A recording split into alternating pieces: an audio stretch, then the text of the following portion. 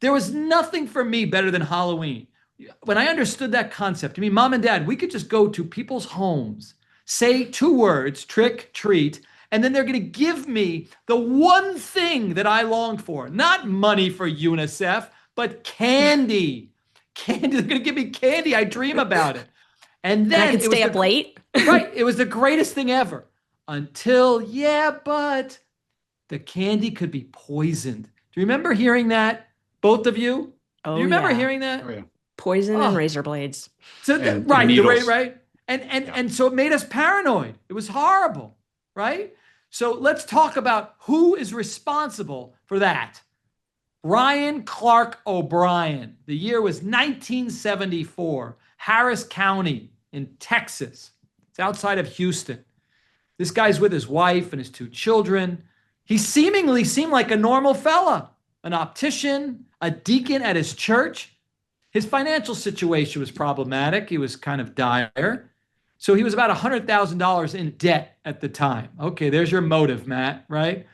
So to get out of difficulties, he concocted this scheme and he bought poison and he put the poison in the pixie sticks.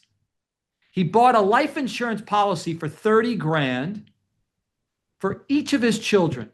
I'm going to let you, Ashley, tell us then what he did, this horrible person. Tell us what he did. It's awful. And, I'm generally opposed to the death penalty, but when I listen to these facts and I think about it, I think, oh, you know what? That's one of those instances where I think I might be able to bend on it. Tell us. So he took his son and he took his 8-year-old son along with some of his son's friends trick-or-treating, and he gave him a pixie stick that was laced with poison. And then his son, it gives me goosebumps to even think about it. His son started throwing up almost immediately. He took him to the bathroom and he held him, and within an hour, his son was dead. It's unimaginable how anybody could do that, especially for money. But that's what he did. He took the stand in his own defense and denied doing it. I don't know who he seemed to think he could blame for this, but he was adamant the entire time up until he was actually finally executed that he had not done this. And it was clear he had done it. He had taken out the life insurance policy. He had bought all of the, all of the mixtures that he was going to use to poison his child. And it's just disgusting. How can you do that to your child? Yeah. But so then, what really just compounds it even more is then he started suing over the lethal injection practices, but he took a little bit different approach. He sued saying that the FDA had not approved, now listen to this, had not approved the drugs they were using for the purpose to kill him. We'll talk about that in a moment. I still want to stick right now with the actual case itself. Matt, you had to determine who should live or die many times, right? You were involved in that decision as a prosecutor, yes? Many times. Okay, so here's the question. The Supreme Court has said death is different, meaning you don't just give it out to anyone who kills. While murdering is horrible, not all first-degree murder cases warrant the death penalty. You shouldn't go after everybody to seek the death penalty in first-degree murder cases. I ask you, based upon these facts, would you have sought the death penalty? Yeah, so I sat on the committee in Orange County for 15 years where we would make the formal recommendation on every special stroke homicide. And we sought it of the cases that qualified for the viewer. That's not all murders. That's only special circumstance murders. We sought it in less than 4% of the cases that came before us. So it is like the two fundamental things. It's got to be no real doubt that the person did it. Like you are 100% convinced, and it's got to be genuinely awful. It has to shock the room. And our committee of experienced homicide prosecutors who've done at least 2 capital cases, that was the threshold to get onto our committee. And this one, Mark, I'll tell you, I'm with Ashley.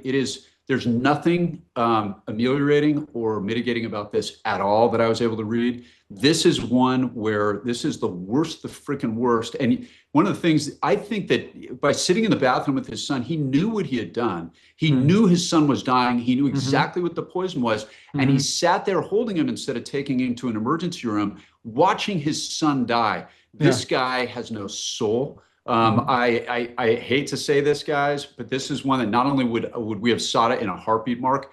I could have watched this guy get executed and friggin' eat popcorn as they did it. This is so it's one of the cold. Ashley, it took the jurors 46 minutes.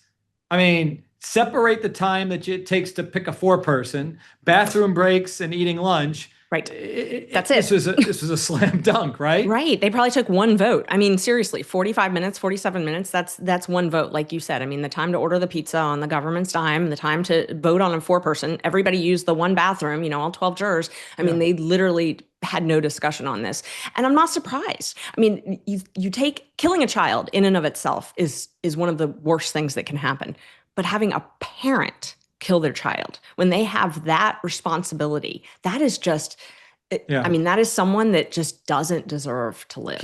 He was given the death penalty, so the viewers know that. In fact, it was Halloween night of 1982 that the court ordered that the sentence be carried out because it took 7 years for appeals, which actually nowadays that would be amazing. I mean, 7 years only.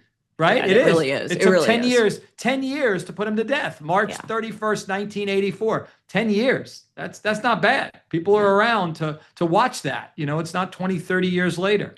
Matt, apparently it's not good to use lethal injection. He argued that.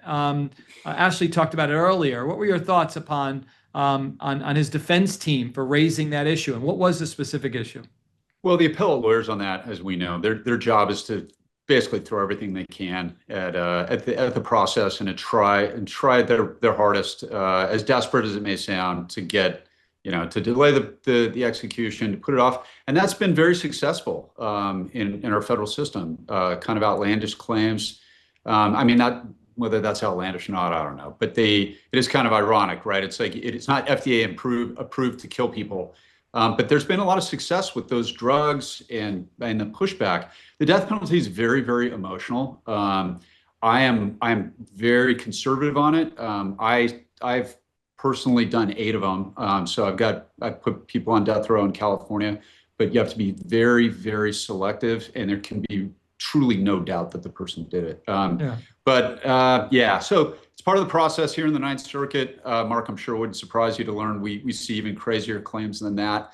You wouldn't believe some of the stuff, and sometimes it works. Okay. Ashley, would you take a case like that? People are asking me, are there cases you wouldn't take? Could you defend this guy? And let me just entice you. He can meet your large retainer fee, Ashley.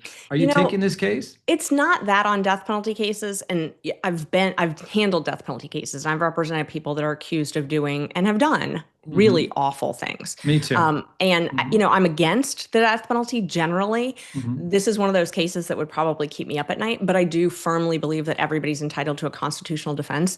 And, so in that respect, I would be able to defend him. But it would be very difficult. And I would have to make sure, because, with death penalty cases as a lawyer, you have to make sure that point in your life that you can emotionally handle it, because he's probably going to be executed, and he was executed. And so, as a lawyer, you have to be able to handle that, because we suffer vicarious trauma. We suffer it all the time, and particularly with death penalty cases. So, I would have had to make sure that I was able to handle all of those issues at the time. And what you're doing, really, it's like an oncology doctor. Whenever I talk to the other death penalty defenders that I know, we all view it as you are treating a patient who has terminal cancer, and your job is to keep them alive as long as possible. And so that's really why they, these lawsuits you see, I mean, that is your job.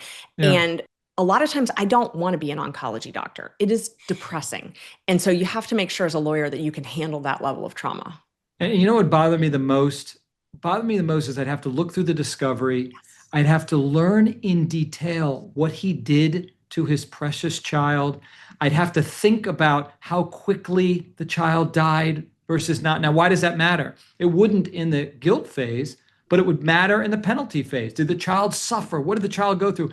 The last thing I want to do is think about that.